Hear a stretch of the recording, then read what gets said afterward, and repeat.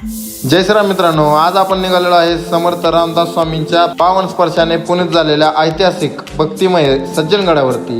तर नेहमीप्रमाणे हा फक्त गड फिरायचाच म्हणून चाललेलो आहे असं नाही, तर आज एक छान सेवा करण्याचा संकल्प मनात घेऊन निघालेलो आहे। मित्रांनो, पुढे जाण्याच्या आधी जर तुम्ही आपल्या चॅनलला पहिल्यांदाच आला असाल तर या चॅनलला आत्ताच सबस्क्राईब करा, जेणेकरून असेच नवीन नवीन सुंदर सुंदर ब्लॉग तुम्हाला पाहायला भेटतील।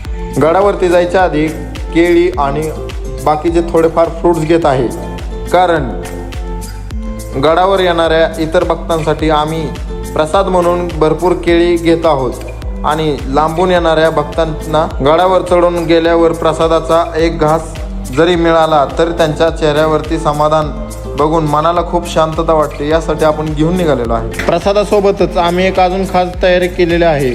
सज्जनगडावरती असलेल्या वानर सेनासाठी आम्ही खास फळसोबत घेऊन निघालेलो आहे। तर निघालो पुढे, पोहोचलो आपण साताऱ्यामध्ये।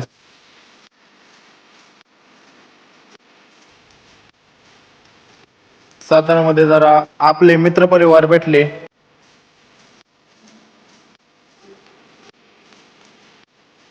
त्यांच्याशी गाठभेट घेतली, चर्चा वगैरे केली आणि निघालो पुढे सज्जनगडावरती।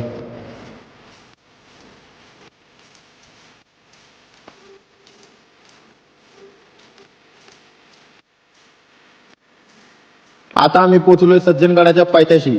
इथूनच पुढची चढाईचा रस्ता, त्या पायऱ्या, आजूबाजूची शांतता अंगावर रोमांच उभी करते। हवेत एक वेगळाच गारवा जाणवत आहे।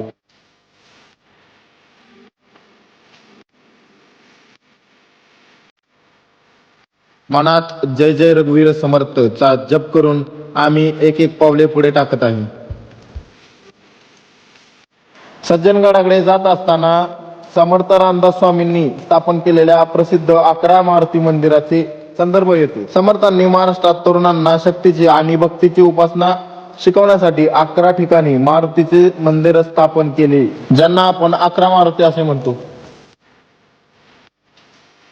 11 ठिकाणी 11 मारुती। आता आपण 3 मारुती झालेले, पुढे पण तुम्हाला दाखवतो। सज्जनगडावर आलो। जय श्रीराम।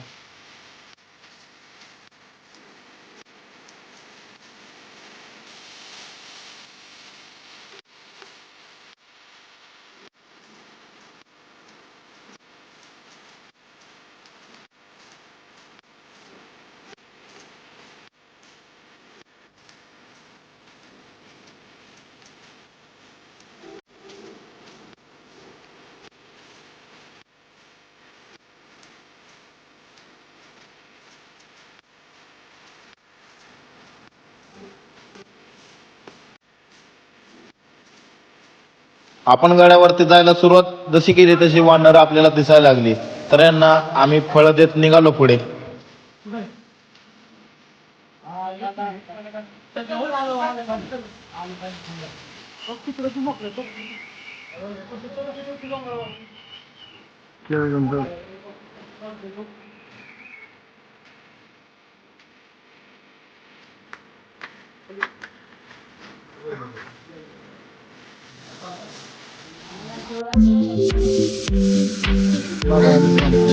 तसेच पुढे जाऊन भक्तांना जे आपण फळे घेऊन आलो होतो ते सुद्धा वाटायला सुरुवात केली।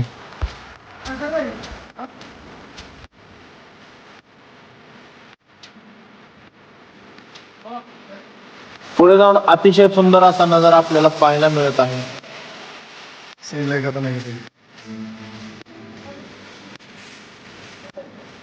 आपण पाहू शकता, आपण सज्जनगडवर आलो आहोत आणि मुख्य प्राण्यांना तोंड नसतं की भूक लागले म्हणून, तर त्यांना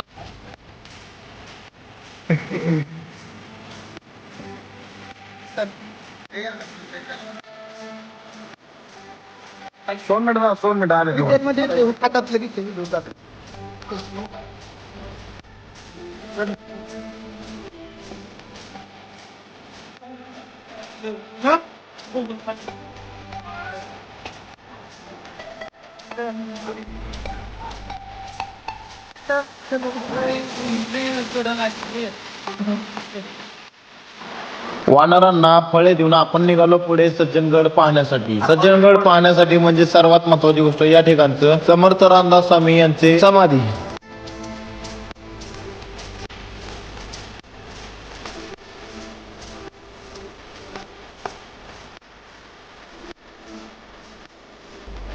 आणि विशेषतः म्हणजे या गडाचे पहिले नाव परळीचा किल्ला असा म्हणून समजला जायचा.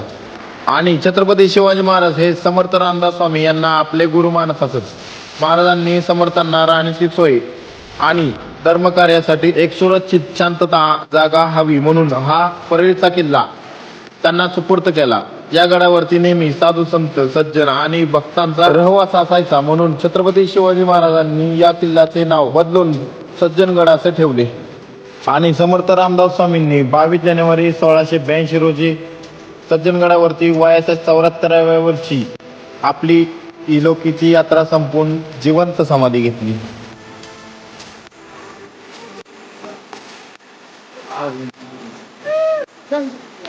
दर्शन घेऊन आपण निघालो या अशा शांतमय आणि सुंदर अशा वातावरण पाहण्यासाठी.